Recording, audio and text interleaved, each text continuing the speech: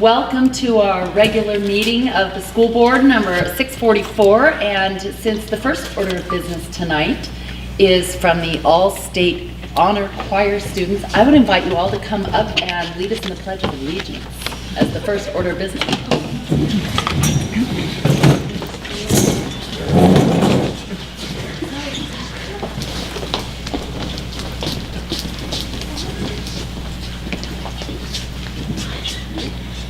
I pledge allegiance to the flag of the United States of America and to the republic for which it stands, one nation, under God, indivisible, with liberty and justice for all. Thank you. Well, don't sit down. I'm hoping that you will honor us. John Brownell is your instructor, and John, do you just want to tell the board of directors a little bit about what took these students to All-State? They auditioned in September, and the statewide had probably between 700 and 800 students from high schools in the state to audition for groups that will be performing the 3rd of February. And these groups are the mixed choir, which is soprano, alto, tenor, bass, treble choir, which is sopranos and altos, and they're adding a new one this year. It's a jazz choir. They're only taking like 24 people in that group. And we had a few, so we're very honored that we had, Sandpoint High School had 14 people made All-State. Incredible. So. Are they going to sing anything for us, or because they're just parts of different choirs? Right. They don't all know the same Like not even song. like happy birthday? Anybody? Anybody got a birthday? All this talent right here in front of us. I really put you on the spot. Christmas joy. That's so funny. Our Christmas concert got postponed Because of the snow day. So it's next Wednesday. Okay, well we have the opportunity to come then. Well, all right, we'll let you off the hook in preparation for your Christmas concert next Wednesday. That's post-Christmas concert. But we really, we're so proud of your accomplishments, and congratulations, and we have a little certificate of recognition for you. So, yeah, I'm not going to know all your names. So if you just come up and tell me your name, I'll pass these out, and then you can say, the school board would like to say thank you to you and your superintendent. Yeah. So I have Burton and Hope. And, yeah, congratulations. You got to shake Sean's hand. And is it Jakey? Jackie? And Jasmine? Thank you. Yeah, hey, wait. You gotta walk the gauntlet. He's trying to shake hands. And say hi to all these guys. Joelle. Congratulations. Awesome. Jolie. Oh, hey, he's right here. Devin. Over here. Yeah, they want to say. They're so proud of you. Anna. Congratulations. And Julia. Anna and Julia. Okay, not here. And Lake. Lake's here. Good job, Lake. And Zoe. Zoe Tucker. Two Zoes. I know. That's all right. Stay right here because I got another one here for Zoe. Isn't that Zoe Miller? Great job. Thank you. Sophia, you said was not here. Riley and Zane. Thanks, guys. Congratulations, and thank you for everything you're doing. And I'm going to give these to Mr. Brownell. Thank you. Thank you. That's great. Appreciate it. Okay, so next Wednesday. Next Wednesday, 7 o'clock. 7 o'clock. Basket auction. Okay. Okay. Hey guys, one this way. Perfect. Thank you, students. Thank you.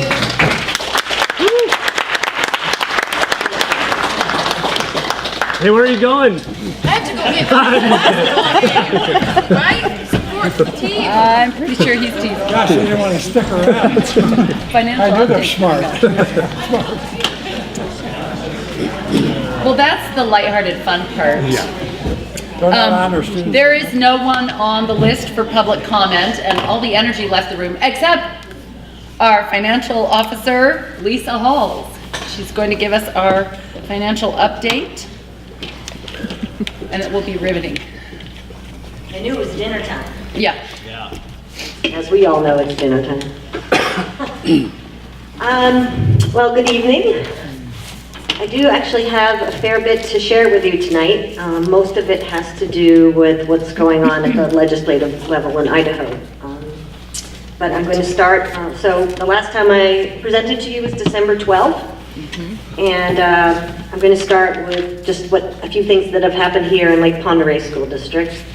I grew up in the Northeast, and when there was a big storm, we would call that Old Man Winter. And as we know, just before our winter break, Old Man Winter hit. And so from December 17th to the 31st, we've spent $45,000 on snow shoveling and plowing and removal of snow on various building sites that were close to our, exceeding our snow load capacities. What you may not know is that when we have a snow closure day, for those of you new on the board, you'll see on the agenda, we have to send something to the State Department of Education notifying them so that through the funding formula, our average daily attendance isn't compromised for that day. It's basically waived as long as we meet the number of hours, instructional hours for the year. But we also, particularly for our child nutrition department, a snow closure day means forfeiting about $7,500 a day, and that's because no one is eating the meals and we don't receive the federal reimbursement. And that was sort of further compounded by the fact that the snow closure days preceded our 2-week winter break. So we tried to freeze as much food as we could. We gave a fair amount of it to the food bank. But particularly say for our milk, where there's an expiration date, there were about 700 cartons of milk that had to be just forfeited. 2 other points for our district. We're starting our budgeting cycle, and the school board gets more heavily involved besides sort of my updates and joint legislative phone calls with our surrounding districts. It will be with Senator Keogh, and I believe Representative Dixon also in October said he would be interested in continuing something we've been doing now for several years. And then something we have not done for 12 years, I oversee our human resource department, is we have not systematically reviewed our classified job descriptions, of which I counted today there are 71 different job titles. And so Melanie Almeida, who you are familiar with, is spearheading that project. And we should ideally, at resources available, probably be reviewing all the job descriptions maybe every 3 years. And so we are now well beyond that.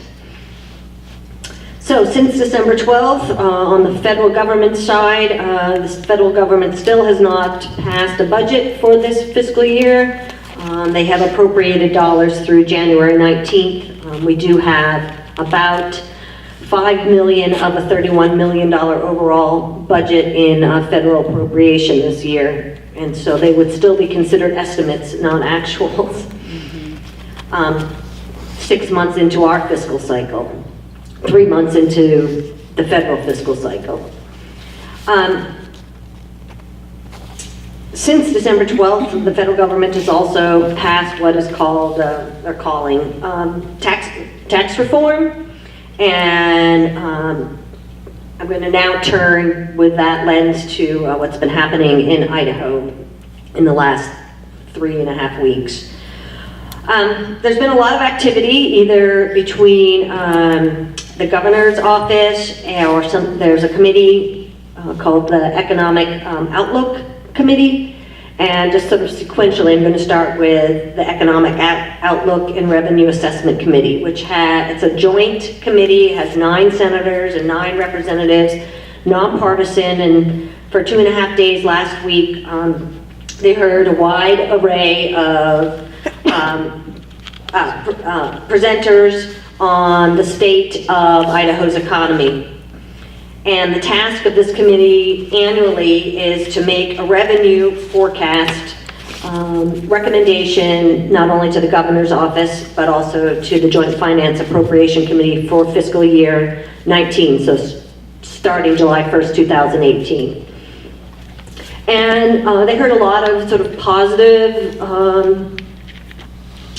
input from all different economic sectors, public and private, but they kind of left maybe the biggest variable till the very last presenter last Friday afternoon. That's Idaho State Tax Commissioner, Commissioner Roberts. And normally when the tax commissioner is presenting, they're talking about collections and what they project for the next year, but that was particularly accented by the fact that because of the federal tax reform now, the governor's office, the legislative body, and the tax commission are trying to come up with what is the net impact. And so their estimate as of last Friday was that it would increase tax collections by $97.4 million over the current fiscal year if Idaho conforms completely with the new federal tax standards, and if those tax standards are implemented, say, by February. But the tax commissioner was very straightforward that that's completely to the discretion of the Idaho legislature on how they would or would not respond to the new federal standards. After his presentation, there was sort of a litany of questions from many of the legislators, one asking, well, what happens if we decide to change things? What would be the impact? And the commissioner's response is, we don't purport as the tax commission to know how you may or may not want to conform. There were several committee members that wanted more specific examples on how it would affect different types of taxpayers, either based on income levels or based on number of dependents. And the tax commissioner said, that they're working on that. They're not prepared to present that, but that they know that that's the kind of information the legislature wants to hear. So that you understand, the federal tax cut means that Idaho taxpayers, if it conforms completely, the net result is that Idaho taxpayers would be paying more in personal income taxes. By and large, it falls on the personal income tax side. Where, let's see, that's because doubling the standard deduction, which is what the federal tax reform does, would increase the general fund collections by $340 million. But removing the personal exemptions, would decrease. Okay. Decrease, but removing the personal exemptions would increase collections by $412 million.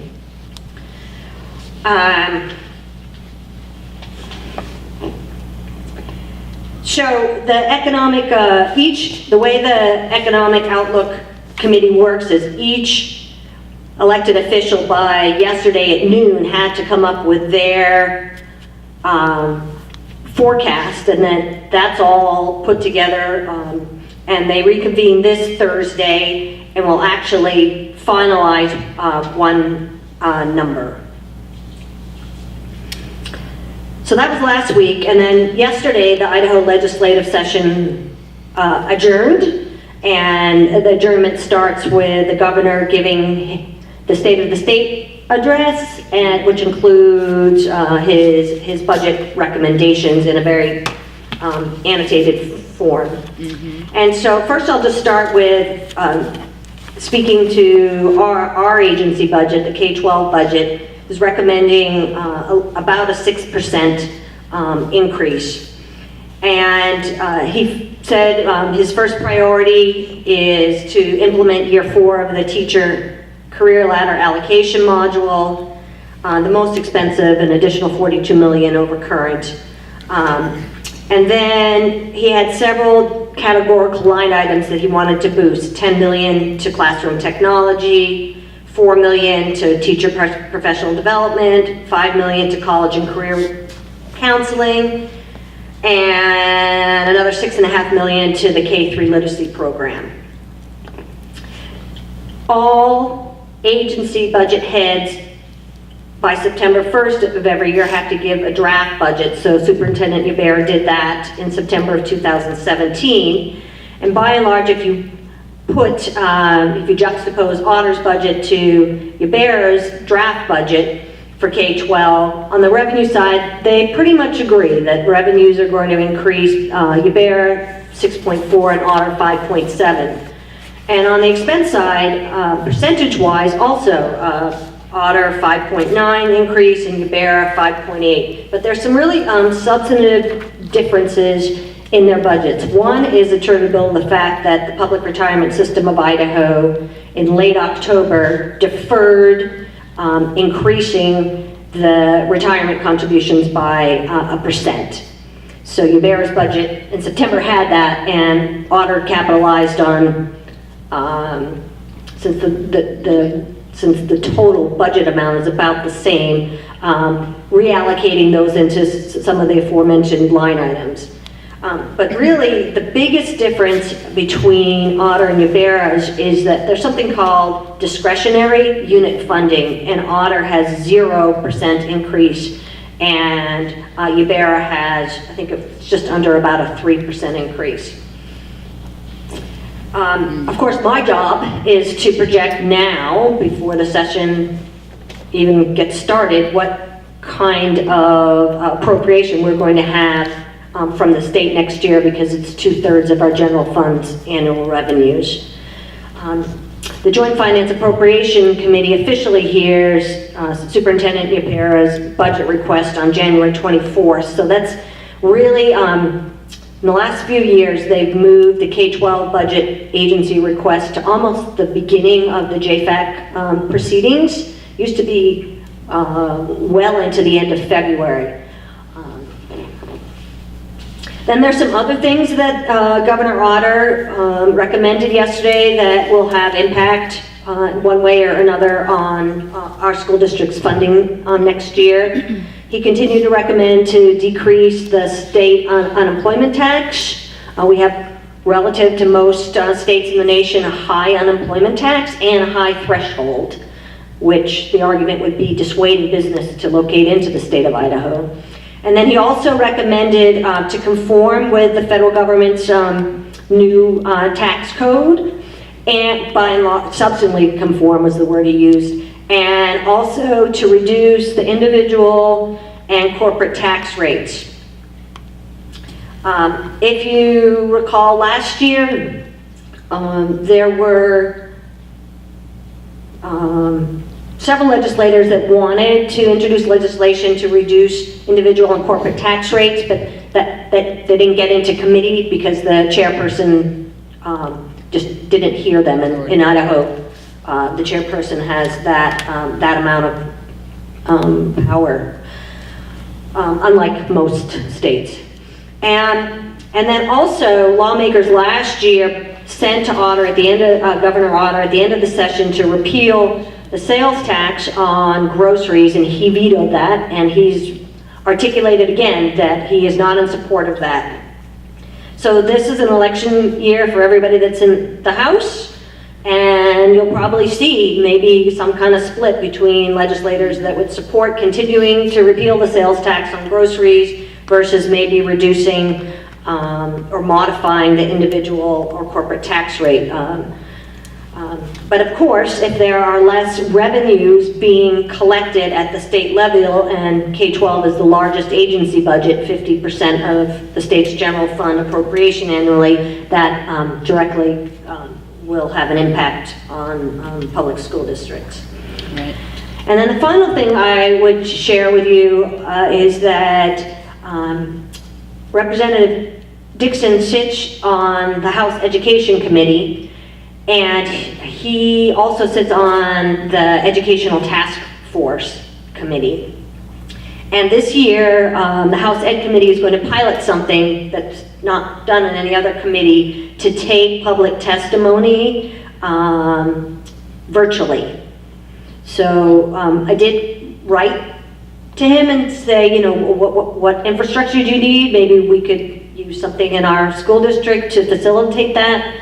And I guess they've aligned something up with the University of Idaho. So if you want to give public testimony, instead of flying to Boise, we can do that in Coeur d'Alene just for this one committee. And this is really particularly important because depending on what the K-12 interim funding formula committee comes up with, they last left it that they might do an executive summary or they might do more of a resolution. Different pieces of legislation may or may not be introduced into the House and the Senate Education Committees that will have dramatic effect on the school districts depending on the level of change that may be recommended, and it would be important to give that testimony. Do I have anything else? No, that concludes my prepared remarks. Are there questions? I know that last year, your estimates on what we were going to get from the state were spot on. I mean, there were almost no variation. Do you feel confident that you'll be able to come up with a good estimate? I know there's federal factors as well as state. Well, I'm confident that I understand the intricacies of the funding formula. The pivot piece here is what is the state going to do with conforming or not conforming with the federal tax code, and how much momentum is there for some kind of tax modification. Right. I'm more inclined to think that the money that ultimately will be appropriated will mirror more the Ybarra proposal because of this discretionary request, and because the interim funding formula committee has heard we don't like more than 27 categorical line items, and we wanted to, we want to give the districts more discretion, and Otter is leaning more, instead of just putting it into discretionary money, I'm going to put this into technology and this into literacy and this into college and career ready.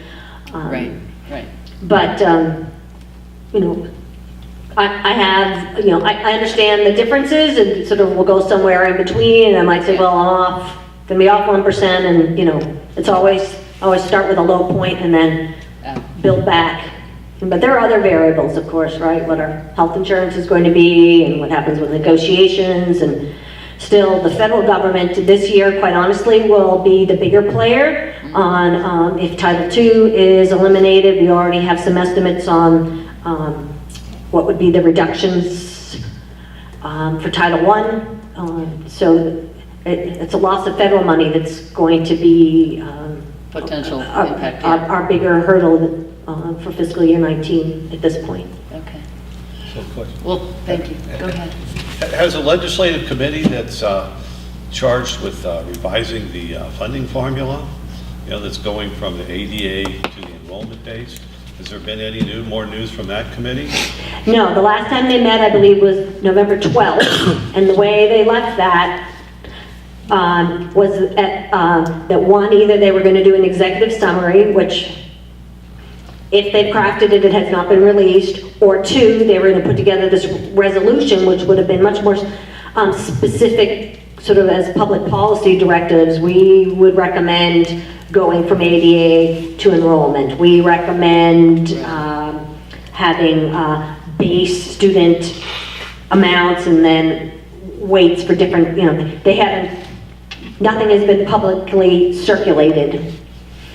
I did sit down with Senator Keogh with 3 other people about 2 weeks ago for maybe an hour and a half, and the co-chair of the interim funding formula committee earlier had shared with her that they thought they were going to introduce some legislation, and I said, wow, well, that isn't what I heard from the last meeting. So Senator Keogh was a little surprised by that.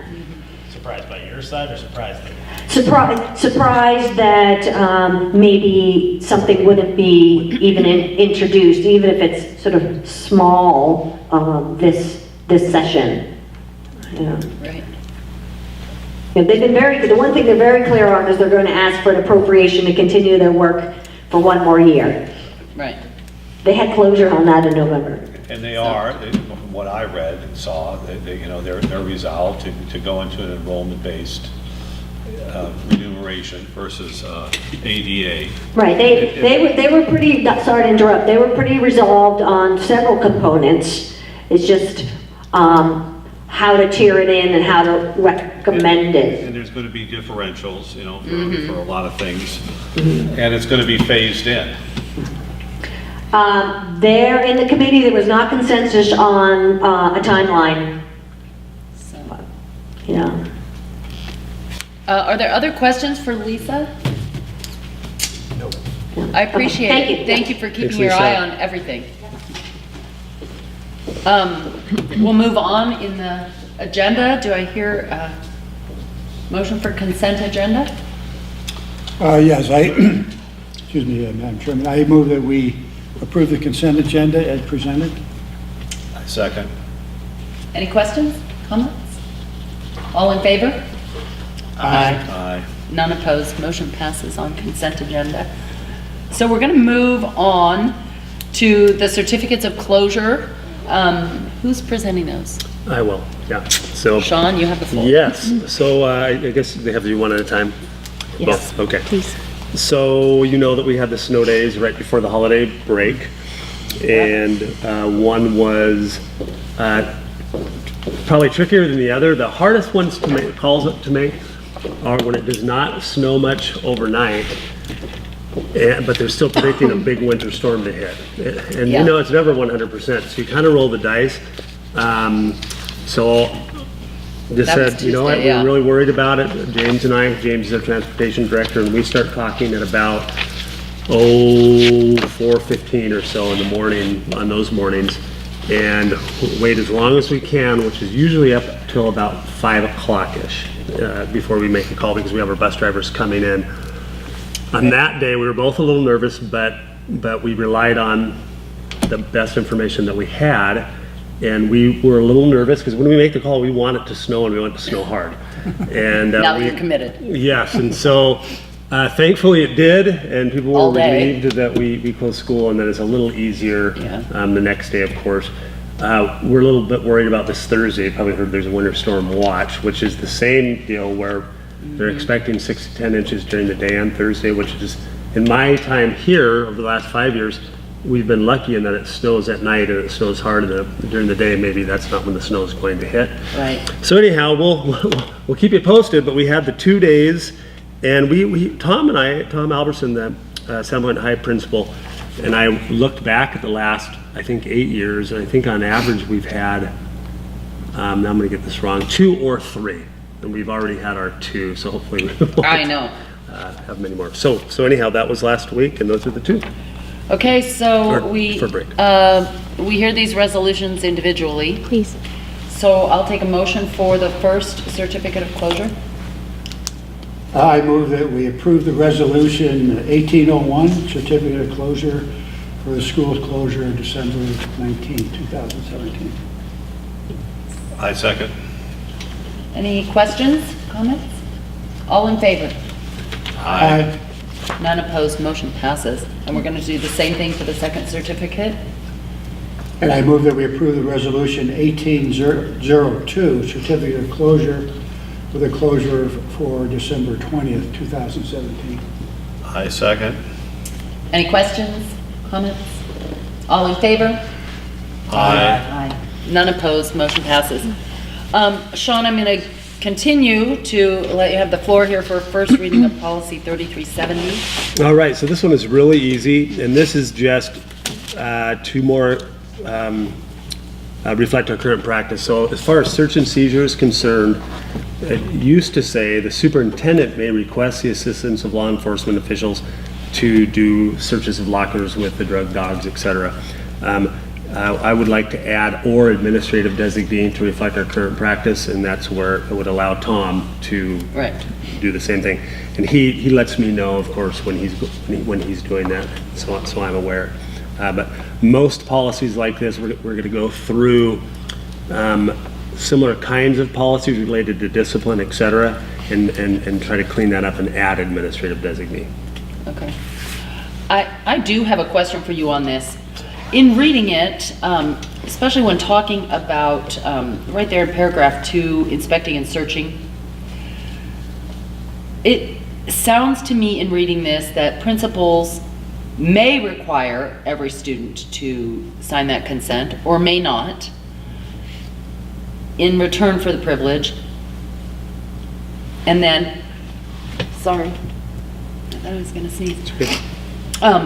And when reasonable suspicion of wrongdoing exists, but doesn't that signature happen at the beginning of the school year when they have signed up for a parking spot? Yeah.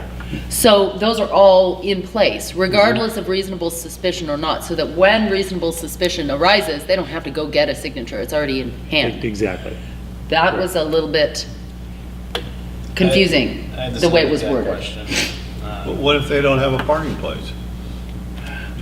If they're, yeah, Oh, because now this there's is- some yeah. loose, there's some This is just, undesignated spots. yeah, just for, Specific searches. yeah, on the parking, in the parking So, lot. Yeah. In the parking lot? But Exactly. that's specific searches in an independent situation, you mean? Yeah, so in general, we do not have to have a student to consent in writing for, this is to the So- parking lot. So I can see right here, to consent in writing to school searches of his or her vehicle and personal effects therein. Well, I've got a question about that. So, and this is, I guess, probably a question for an attorney, but I guess one, does a minor have the same set of rights as an adult? I'm thinking not. And two, are any rights to privacy automatically forfeited if you're on school property? It's private because my question is like, yeah, that's probably, John Q's car, but it's probably his mom or dad's car. And his Yeah. mom or dad may not consent to you searching that car. Yeah, we can do that, Okay, yes. okay, yeah. that was As my long as there's a question. reasonable suspicion and Right, we're not okay. just going around and just So- checking. If you have reasonable suspicion, you can search a Exactly. vehicle, Okay. whether they've signed something or not, just by the, Just by the fact that That it's it's on on your the property. Fact that it's on school property? We can and we that's a have. confusing. But what I'll do is I'll follow up because this is a little bit confusing, this sentence right here. It's hard to know if the entire student body I'll- is signing it when they sign up for the privilege. I'm not Or- totally sure if they Yeah. are, so I'll find out and let Okay. you all know. I get it on, like,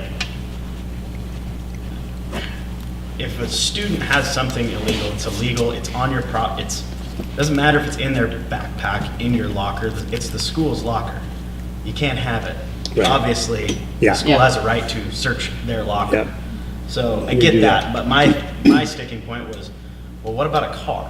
Yeah. Yeah. And Yeah, and that's, Well, and I agree with I don't know. Bonnie, that car's probably not owned by that student. yeah. some are and And some that aren't. student is probably not of legal age. Yeah, so I'll find out. I mean, we rarely have done that, and most we- often it's with drugs or weapons concerns.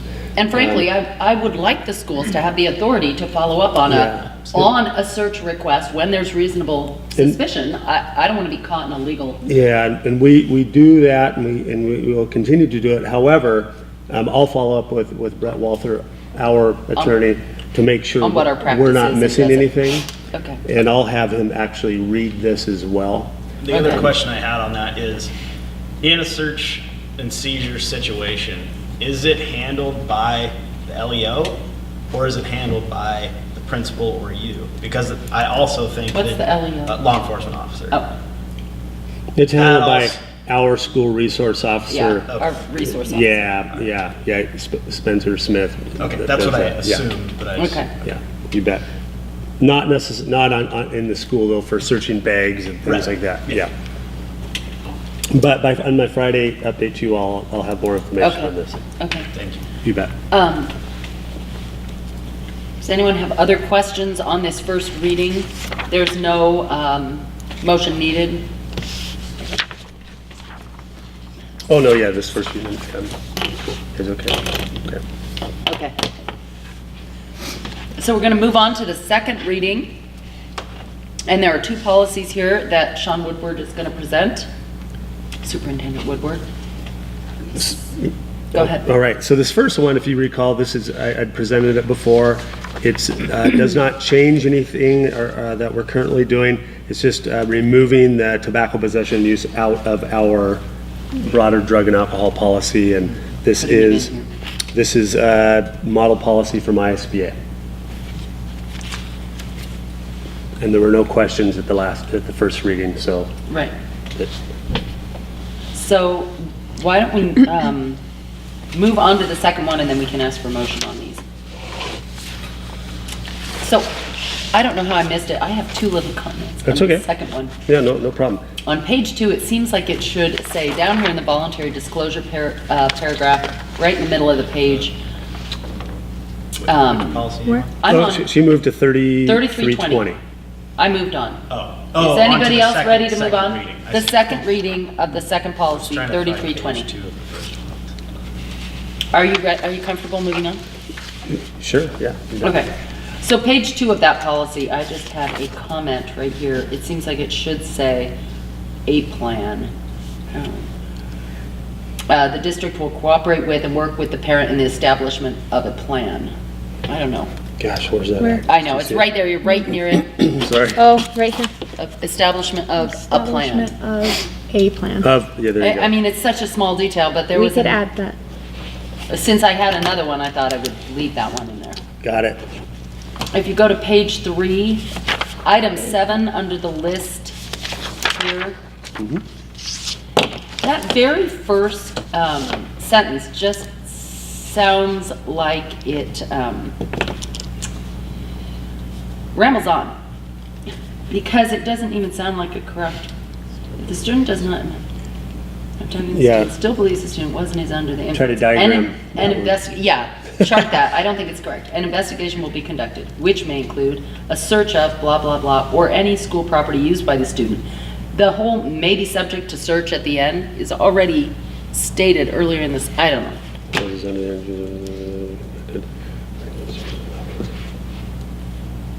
So do you have a recommendation or suggestion or no? Do you want us Consult to an English teacher. break it into 2 sentences? We could easily. No, Put a period after conduct. Take and out- then take just out say may be this subject to may- search.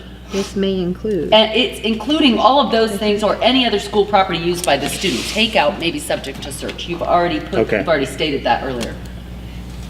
I'm sorry, I am so congested. No, that's okay. Do you want a cough drop? I have them lined up here. Okay. But I'm gonna step out and blow my nose. No, you're okay. And then we'll do a motion on both of these. Did she say maybe? What- That's my suggestion. Okay. Period. This may include. Will be conducted, period, which, period.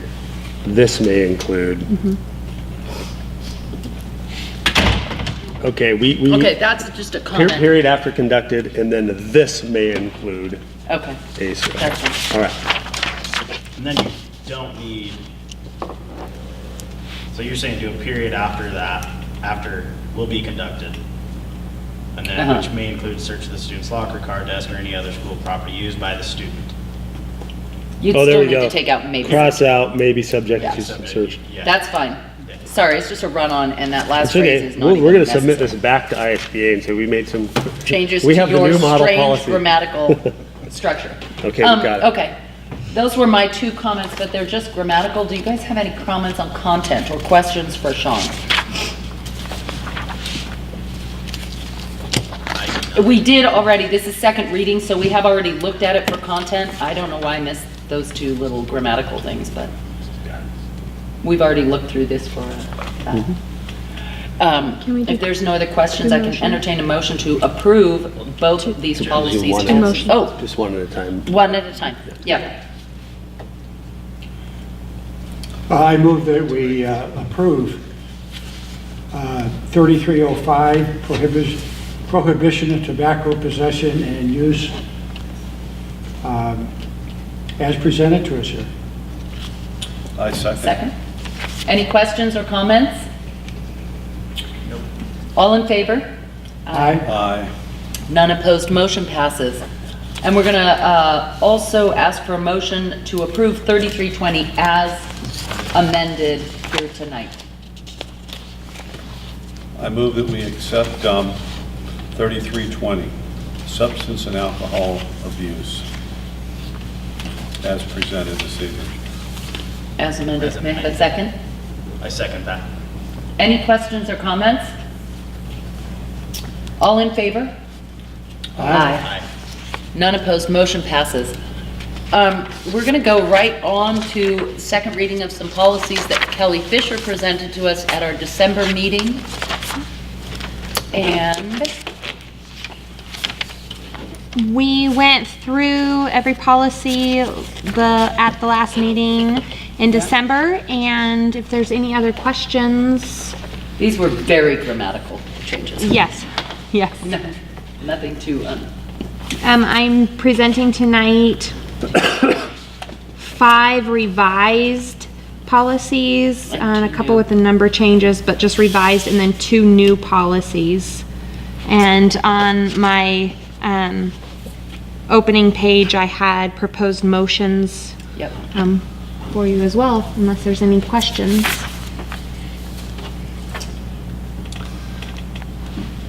Are you comfortable with the policies as presented last December? I am. Okay, I'll entertain a motion. Can we do the 5 revised ones all in one? I can hear a motion for those first 5 revisions all in one. I make a motion to adopt revised policies 1000, 1010, 1100, 1110, and 1140 as presented. 1105. Would you read those 5 policy numbers again? I'm sorry. You mind missing one? I've got 1000, Yep. 1010, 1100, 1110, and 1140. Am I missing? What am I missing? That's correct, That's the as we correct had list. a number change. Yes. 1105 to 1140. And we had a number change for policy 1100. Yeah. Or 1000. Right, Correct. right. Okay.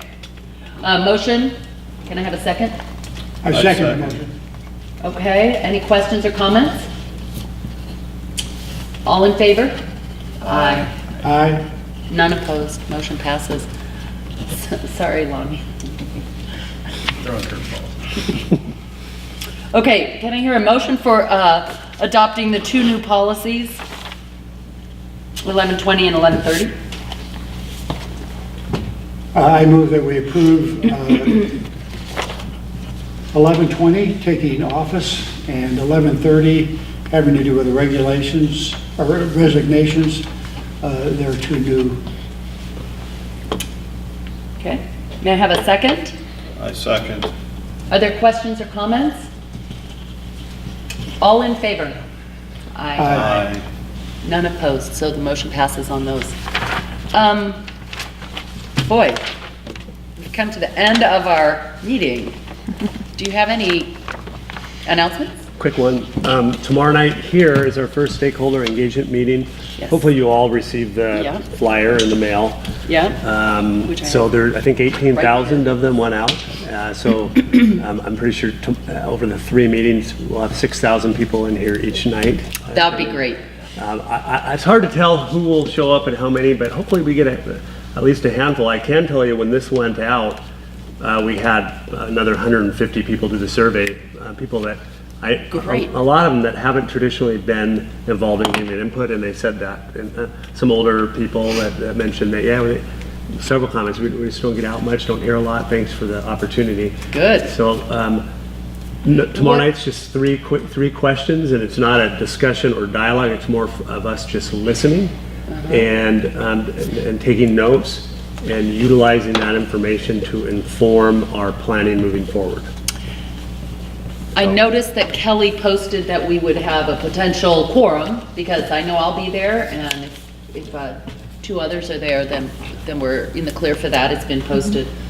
What are we up to on surveys? It's been out for not even a full week that I received it. Yeah, we have about, I think, roughly 350 people have responded. Okay. The good news is more than half of the people that responded are not staff members. We want a lot of staff members, but we've been criticized You're in the looking past. for Wow, it's mostly staff members that answer your surveys.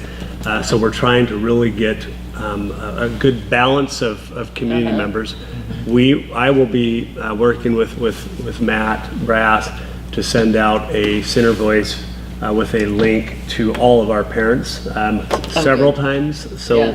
we expect to get well over 1,000 people. And then when that's completed, as I did, I don't know, maybe 4 years ago, I'll create an executive summary for you all and present it to you once that's completed. So a question here, you did this mailing through the post office?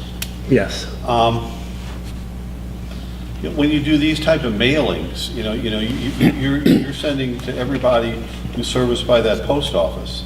So in my district, if you're doing mailings at Bayview, mailings at Carywood, mailings at Athol, a large percentage of them are going to people who are not in our district. Well, we actually had, who we were working with, Keoki Publishing, cross-check it with a larger list, just so we could capture people within our boundaries. So it's the number of post office boxes basically in our area. So But it's not addressed to a box, it's just postal customer. Yeah. Which means it goes to everybody who's serviced by that post I office. believe that somehow, some way, according to Lisa and Chris, who were in charge of this, You targeted. yeah, it was targeted somehow. I'm not sure exactly how. I don't understand how that worked, to be honest with you. Well, the way I understood it, and I, was into this innately last spring. Yeah, I'm not really sure. And if we did, That's a good question, though. and if we did, it may be okay. I mean, if You'd end up with some input that, yeah, it's because in our survey online, you have to designate which neighborhood that you are living in. it asks which school you're, yeah. Yeah, so whether it's Coca-Cola or Area, Clark Fork, right. et cetera. Hopefully, we're not getting any input from people from other school districts, but I'll certainly find out. Okay. I did get, just on an aside, I got, somebody approached me and said that they thought it was really cool that they were being asked for input. Good. Good. And it was, very complimentary, like, this is cool that this isn't just all happening, and nobody ever knows about it, that there's some Right. strategic planning going on and input is being, Sought. sought, which I'm that's cool. happy to hear that. Yeah. I really am, Yeah. because we hear the other side as well a lot, so it's Yeah. good to hear Yeah.